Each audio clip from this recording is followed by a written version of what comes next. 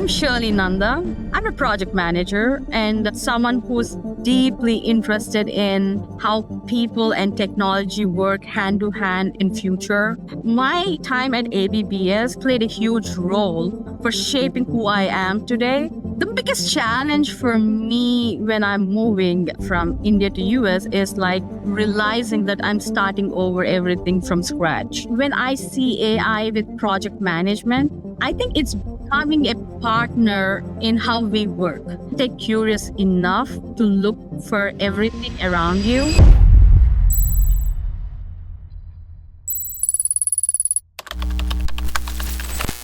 Hi, I welcome you to Changemakers by VPS podcast. Thank you so much for joining us in today. Thank you so much for inviting me, Nita. It's a really pleasure to come back to ABBS again. So, before we get into the actual conversation, would you mind letting us know a bit about yourself, your journey so far, and also the work that you do? Sure. I'm Shirley Nanda. I'm a project manager and someone who's deeply interested in how people and technology work hand to hand together, like in future. But also I worked across IT, digital programs, publishing, and engineering workflows. So right at this second, I'm working as a volunteer project manager for American Red Cross, which is like we are leading a national digital initiative which spans from regions and teams across US. But those titles are just like a surface for me because what really drives me is the human side of leadership, building trust, and navigating uncertainties and understanding team dynamics and creating space where people can feel seen and also they can do their best job. But my time at ABBS, like my MBA in ABBS, that played a huge role for shaping who I am today because it didn't put me in a box. It just pushed me to ask questions, challenge assumptions, and then stay curious. And everything around me is something it asked me to question it. So it just helped me to build a mindset, but not a career. So today, when I'm writing a chapter for my one of the books on AI-powered backlog refinement, improving quality of stories and sizing. It's for a book on agile AI-driven project management. It's exciting to be between the spaces because it blends two worlds. Like the one is like the smarter systems and the people who makes those systems smart. So those are the two worlds which can get blended. But if I want to sum it up about me in like one sentence, I'm hoping for one sentence, but it would be like someone who I'm like constantly learning and adapting to new things. And I only believe is the biggest project I or anyone would ever manage is ourselves. Yeah, So that's how I look at it. right. What was the biggest challenge when you moved from India to United States and you had to like start it over? So, what was the challenges that you faced through this journey? The biggest challenge for me when I'm moving from India to US is like realizing that I'm starting over everything from scratch. And it's not about geographics. It's about completely relearning or unlearning the things I know and relearning the things how people communicate here or work or connect. So in India, it's like if we know English, that's enough. But in United States, I quickly learned that English alone doesn't help you to navigate because people here speaking clearly is one thing, but people here understanding what we are trying to talk because they talk so different, they express themselves so differently, and they sugarcoat things and they kind of like avoid conflicts. That was something new for me to learn because it's a curve for me. But also on a professional norms, back home when you say no, it's like you're taking a time off, it looks like irresponsible. But here it's more like it's in a healthy thing. They have boundaries and you can protect your own time. That concept itself is like a little bit new for me to understand or adapt to it. And also like simple things like making conversation with an American is more different because they connect on American football, baseball, weather, or weekend plans. So I don't know how to bridge that gap. And but all I can do is understand their culture and meet where they are as people in this all given things. But the one most challenge for me would be not losing myself while I'm adapting to this new, completely new way of living and working. It's that balance because the idea is like when you're in Rome, you do what Romans do, but also you're not supposed to stop being yourself. So that's the journey. Right. How did you deal with moments of self doubt during this journey? My journey has never been a straight line. So every time I take a step forward, it's like life is giving me a detour. So I need to find myself learning new skills from scratch. And in those moments, there were like self doubt, and it shows up very easily. What I have to do is learn how to I have to learn about me. So Yeah. there is always this small voice inside me which keeps telling me quietly to keep going. So whenever it feels overwhelming, I don't think about the big picture. All I think is to break my life into something I can handle. So if I can't imagine a year, I go for a month. If I can't imagine a month, I would go for a week. If week is too much, I would break it down to a day. And if day is really too much and overwhelming, I would just stick to the present moment. So Wow. that's like something when that's one thing I learned. And the other thing is like, I can't, if I can't handle something and something is not in my hands, Mhm. all I can do is to leave it to God and do just my job, to just show up, do my part, and not really worry about the outcome, but only to be committed to the process. So when I'm committed to the process, it kind of like makes me stay grounded.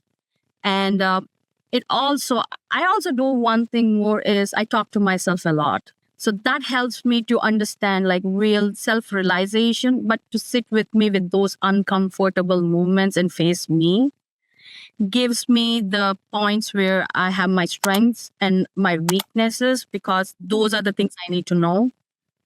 Right. And once I have those reflections and I see them clearly, I would do is on days when whole world is against me, I know that I have one person with me is me and then God. Something bigger than me which I can rely on should be the God. And also there are people around me who can help me, like my family who is back in India. And I, unfortunately, I have a family here who had adopted me like their own. Like, yeah, it's like a big journey for me, but also they are Americans and they just took me into their wings when I have those difficult moments, all these 3 years going to four. It's like I'm part of their family. I'm invited to Thanksgivings, Christmas presents are giving for me. And it's that those people needs to be there, but it's not like everybody would be happy for us. That's one thing we need to understand because Yeah, we are you have understood life so beautifully. I mean, my next question, of course, would be like, do you read books or from where you got so much of knowledge and so much of things to learn from you about life? Because you have mentioned a lot of things that every one of us should really adapt to our life. in books when I was doing my undergrad, but those are all like Bhagat's romantic novels. Oh, I thought I thought you are a non-fiction book reader.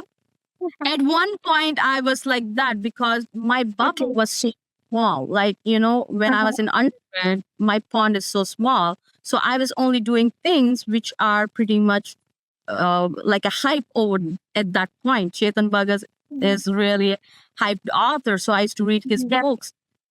But then when life twisted, when MBA happened, it's more like I started to see more life which is outer than my own bubble. And then when I went to work, I stopped reading, but it's like my work was teaching me more life with people and backstabs and every other part. And then when I came here, it's like completely 360 degrees how people live, how people see. And there are books which helped me too, like a Gangstar for a Day from Sudhir Venkatesan. he wrote an amazing book, and those are other books which I kind of like read. But right at this moment, the genre I go is more like business books. Those interest me, and documentaries I kind of like watch. But mostly I learn from people who are around me. They are Right. the biggest lessons you can learn from, because it's their life, but they give you an example of, oh, I don't need to do this because already someone did it and it backfired. So you learn from that, you take from your own life, and then I think Yeah. and then I think it is also very important to self-introspect. Like you can learn from anyone around you, anyone in that case, like younger, elder, anyone. But how do you analyze that and apply to your life? That's what is important. And self-introspection is really, really important. That I would also suggest to everybody. What has like volunteering at American Red Cross taught you about leadership? um volunteering at Red Cross, it showed me that leadership is not authority, Mhm. because it's more about presence, curiosity, and how you make people feel when they come to work. Mhm. Beautiful unique thing in Red Cross is the environment, because everyone here are by choice. There are people who get paid and there are people who don't get paid. So you don't follow the titles. Like you don't have that hierarchy here, but also everybody has the clarity, empathy, and trust. So those are like a biggest lessons I have learned, but also it's more like how you communicate. It's more like how you handle, how you listen, how you see the uncertainties, and how you respect people for their time and their contribution. So everything, when you mix in and you bring people together, they kind of like see it, because how you behave towards them is what they feel it, and they will reflect more on you. And I think the most amazing part which I got to learn is, everybody has different ways of, what to say, showing their energy levels. So Yeah. when you see people clearly, you see them and you lead them so differently. And that's what in American Red Cross I got to understand is leadership is a service. So you don't need to be recognized because you're a leader, but you need to lead a mission which matters. So that shows up when you see people clearly, and when you still are present when there are things which are unclear, you show up, you support people, and it's not about position. It's just that how you earn that respect. Like we think respect needs to be given because we are the boss, but it's Yeah. more like respect needs to be earned, and you need to give the respect to the people who are on the other side too. So when you Right. see things, that's what I saw, and I kind of like learned, and being with Red Cross and with people who are managing. So I think that's more important. Right. So let's talk about a buzzword. I would say AI as the buzzword. So how do you think AI is changing the dimension of project management entirely?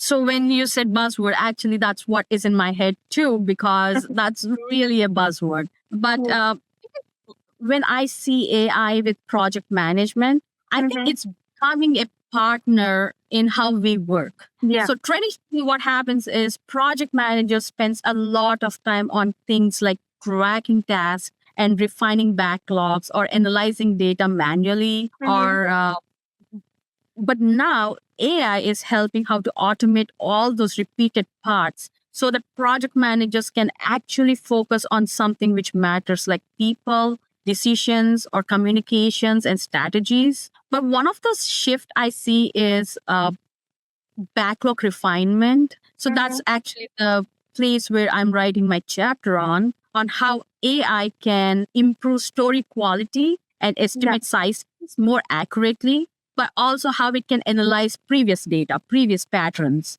because humans can't do it.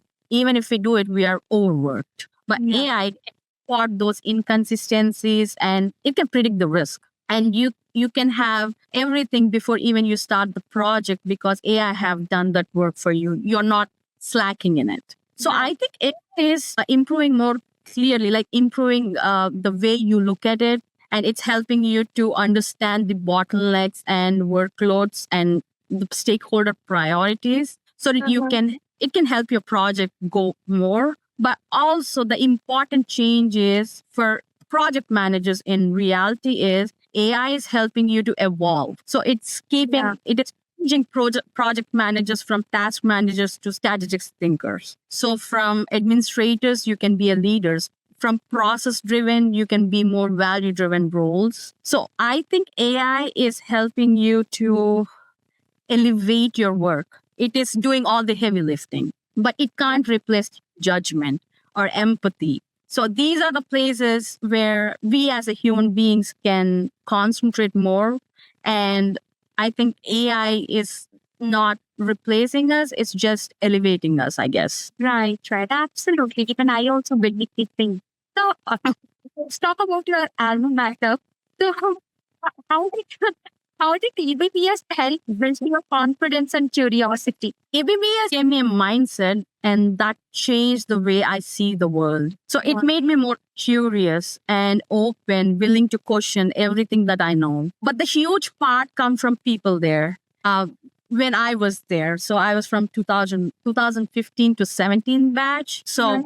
professors like Elaris Manisar or Neela ma'am. So when Manisar talks, I feel like he is a walking encyclopedia for me. Wow. It's like I admire him. And when Neela ma'am talks, she has a way of hardness and softness, but also more of economics felt like, oh, wow. You can see it is easier when you have people who teaches you with more curiosity. Each of them have their own way and different unique styles. So both pushed me kind of like obviously challenged me to think deeper, but also they helped me to understand that learning is not about memorizing, it's about perspective. Yeah. And when I see HR Venkateshwara sir, he played completely different part in my journey. He used to silently, remove all my obstacles from the administrative side so that I can concentrate on my course. And he is the person who made my job more easier being a student there. And he taught me like leadership and support can go, but they can go quietly. It doesn't need to be a loud voice or loud Wow. sound. And honestly speaking, one of my best times in my life is ABBS because I made real friends and I had more experiences and collected more memories. And they all stayed with me, but also they shaped my curiosity. And it never stopped learning. For example, if I'm putting an example to these words, Bangalore is a big city. But UB City is like a different kind of a world in Bangalore. That mall itself is like highly expensive. And when I walked into that mall for the first time, I felt like underdressed. We bunch of friends went for the first time to see the mall and it felt like underdressed because you have stores from Rolex to Ducati to every luxurious brand. And when you walk in, people expect you to buy something, which you can't because your pockets are not for that. Right. But when we walked into first store, people were not interested to talk with us or tell anything about it because they understood we can't. But that's when I said, hey, let's use our ABBS ID card. And we can just go and say that we are researching, but it's like for your own curiosity to know what this UB City is. Yeah. So, but everybody thought it was crazy. But like when I went in first time with a card to a Rolex shop inside the store, and I said I'm from ABBS, I'm an MBA student. I just lied saying I'm doing a research, which is not true. But I thought he kind of like felt like it's true because now my questions are like, what was your costliest watch to your least costliest? So his watch he showed me is a 5 crore watch, which is a custom made. And the 1.5 lakhs, but both are costly for me when I look at it. But they allowed me to click pictures. They allowed me to take more questions. They were easier for me to kind of like flash my ABBS card. But how that happened is only because I was curious and ABBS pushed me there. Absolutely. That's a great thing and good example, I would say. Yeah, because we clicked a lot of pictures on that day. I don't have, unfortunately, all of them, but every store we walked in, it only happened because ABBS used to, I don't know if they have it now or not, but at that point, they have entrepreneurship cell and they used to take Yeah. from entrepreneur cell to like IIMs for the incubator cells. you used to talk with people, so your mind is kind of like revolving, like, oh, how did they do that? How they started it? What made them to do that? Those all things kind of like gives you real life experiences. So, what would be your advice to the students of APPS who are like pursuing their MBA currently? If I say what I learned from ABBS, it's like just stay curious enough to look for everything around you, and the mindset that comes from everybody, like, from your professors, from classmates who challenge you, debate with you, or the environment where, you don't need to blindly agree for everything. You can keep asking questions, because even the simplest question is, how did you do your hair, would be something a different way. You would learn something else.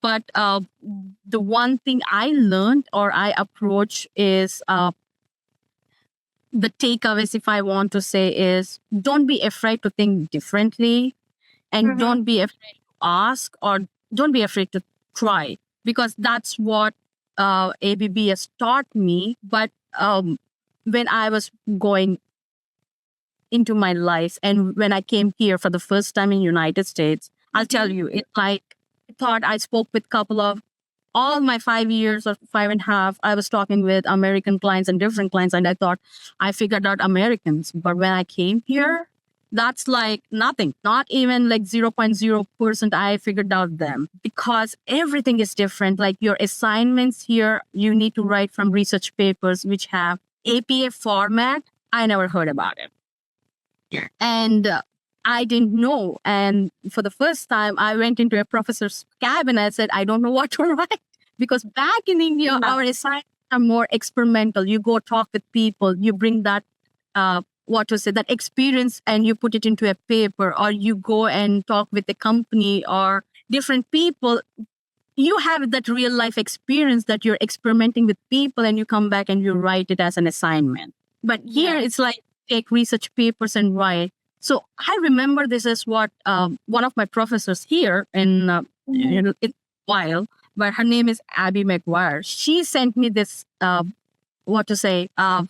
message when I texted and said, you know what, my first assignment, I can't do it. I think I need more time because I don't know what is APA format.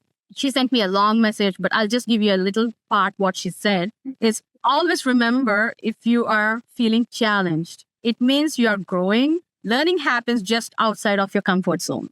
So I think that would be the biggest lesson every time, is just be uncomfortable every time, because you're learning something. Yes, of course. And when you go out of your comfort zone, that's where you find yourself.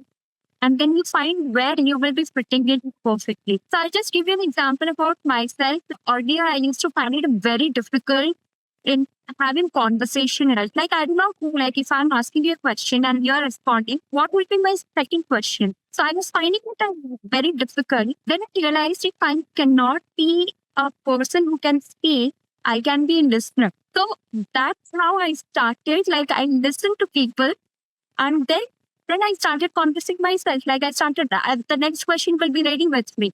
I absolutely know how to take the conversation ahead. So that happened because I was out of my comfort zone and I was learning through that phase. So correctly mentioned, and hats off to you. To tell you one more thing, that which I liked about you, just because you're about you, so I thought I need to tell you this.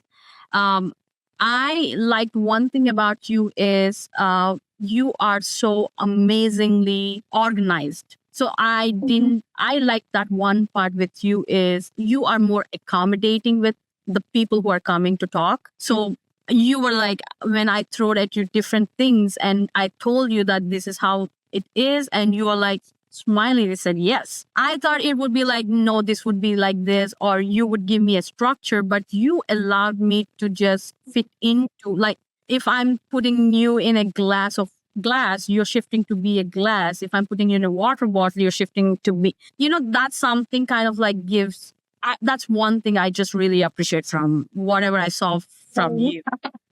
Thank you That's so much. amazing. I thought I need to let you know. Of course, absolutely. So, all right, it was really an insightful conversation, and thank you so much for finding time and giving us your valuable time. And thank you so much for joining us in today. Anything for ABBS other than my life, but thank you so much.